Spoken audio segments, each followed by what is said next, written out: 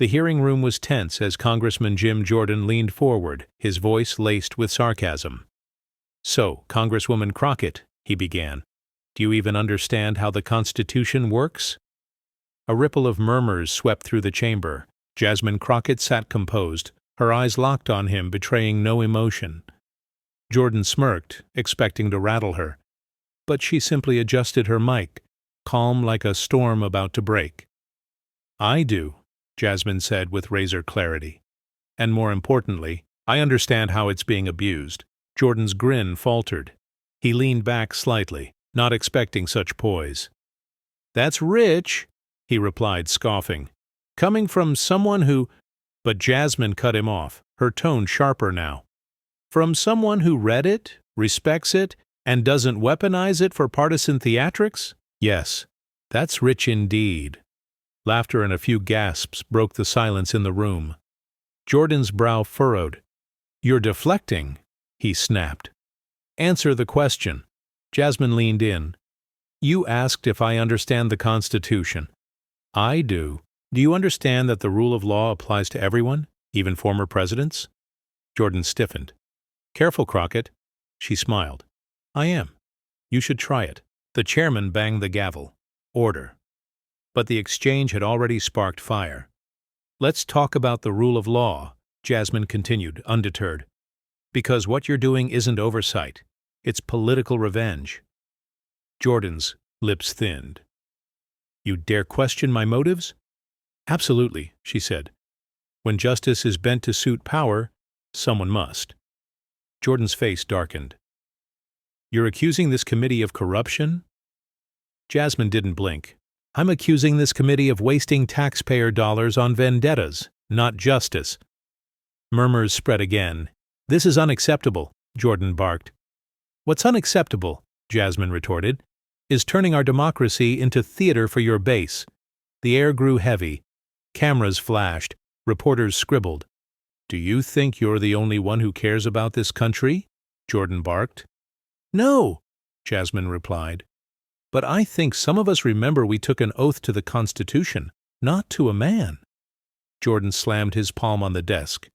"Watch your words. Watch your actions," she fired back. Jordan's hands trembled slightly. "You're out of line," he said. Jasmine leaned back, folding her arms. "Out of line is calling justice a witch hunt. Out of line is shielding power from accountability." The room stirred. Jordan opened his mouth to respond, but hesitated. He was losing control of the narrative. Jasmine continued.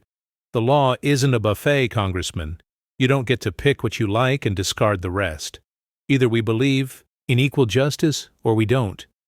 You can't wave the flag with one hand and shred the Constitution with the other." Her voice echoed. A long pause followed. "You're politicizing law enforcement," Jordan tried again.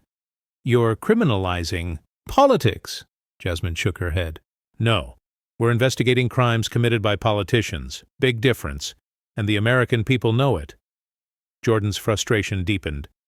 "This is about power." "No," she said. "This is about accountability." Jordan turned to his colleagues, searching for support. Most avoided his gaze. Jasmine pressed forward. "We teach our children that no one is above the law. Why are you trying to teach them otherwise?" Jordan opened his mouth, but words failed him. His arguments, sharp at first, now felt hollow. "You think this is about Trump?" Jordan muttered. "It's about principles," Jasmine shot back. "And if those principles only matter when convenient, then they're not principles. They're props." The words hit hard. Jordan sat silent, his usual fire dimmed. Crockett's tone was steady, cutting, and controlled. A staffer passed Jordan a note. He glanced at it, nodded slightly, then turned back to Crockett. "You're grandstanding," he said. "If stating facts is grandstanding," she replied, "then your entire political career is a Broadway show." A few chuckles slipped through. The crowd. Jordan looked rattled. "Do you respect law enforcement?" he asked, grasping. Jasmine nodded. "Yes. That's why I want it free from political manipulation. Respect means protecting its integrity, not using it as a tool. Jordan's expression soured. You're twisting this. No, she said. You are. And America sees it. He pounded the table again. We want answers. Then start asking real questions. She snapped. Ask how corruption crept in, how truth became optional, and how justice got turned into a soundbite. Jordan looked around. Eyes were on her now. The tide had turned in her favor. I've sat through hours of these hearings, Jasmine said. And what I've seen isn't justice, it's theater. If we care about this country, let's prove it. Stop protecting lies. Start protecting truth, Jordan scoffed. You think you're better than the rest of us? She smiled. No, I think we can all do better. Silence again.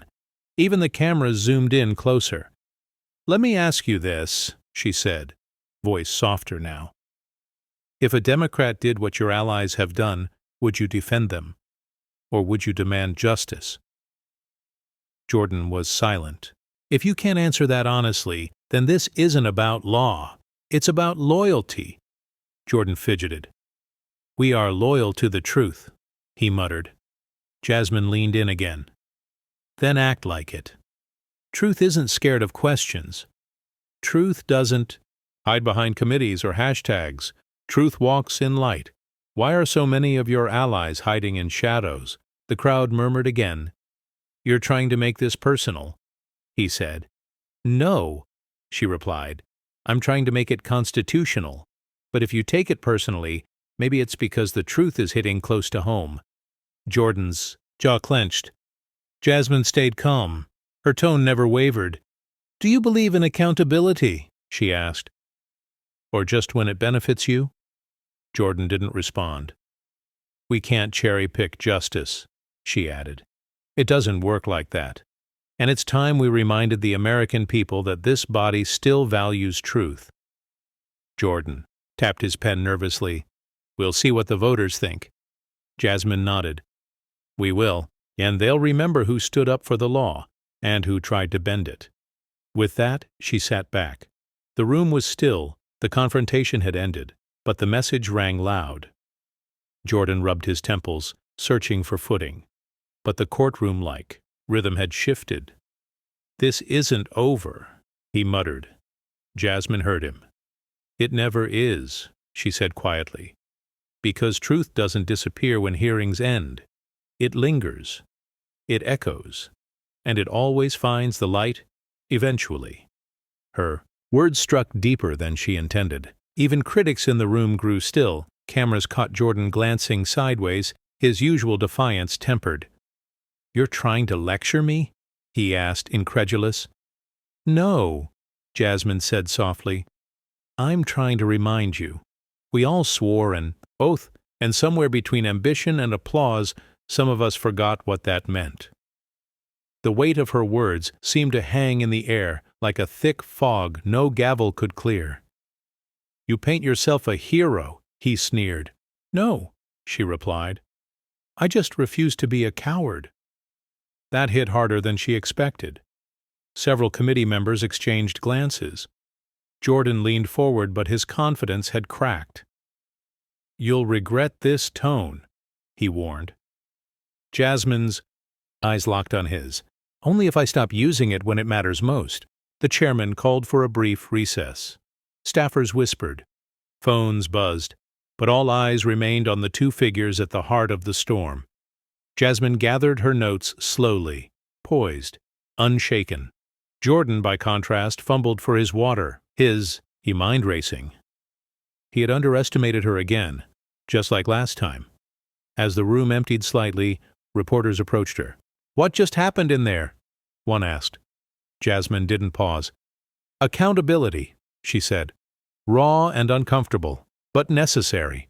Another asked, Do you think this will change anything? She smiled faintly. Truth always does, even when it starts as a whisper. Back in his office, Jordan slammed the door shut. His aide stood nearby, hesitant. You okay, sir? He didn't answer immediately. Instead, he stared at the transcript printout of Jasmine's words. They weren't just sound bites. They were reminders of rules, of laws, of lines too many were crossing without care. Meanwhile, Jasmine sat alone, scrolling through the public's response. Support poured in, not because she raised her voice, but because she didn't, because she chose facts over fury, law over loyalty, integrity over impulse. Next hearing, she whispered to herself, "They better come prepared." In the days that followed, clips of the exchange flooded social media. Analysts dissected every sentence. Late-night hosts quoted her rebuttals. Voters took note.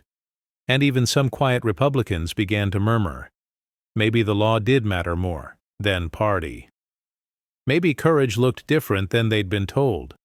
In the next hearing, Jordan's tone shifted.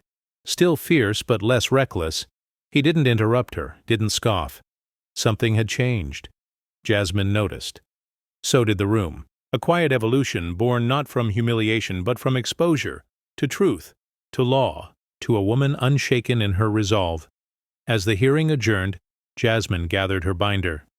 A colleague leaned over. "You crushed him." She shook her head. "No, I educated him. Again, he may not admit it. But the law doesn't care who learns. It just demands that we do." She walked out, heels clicking like a gavel's echo, louder than ever before.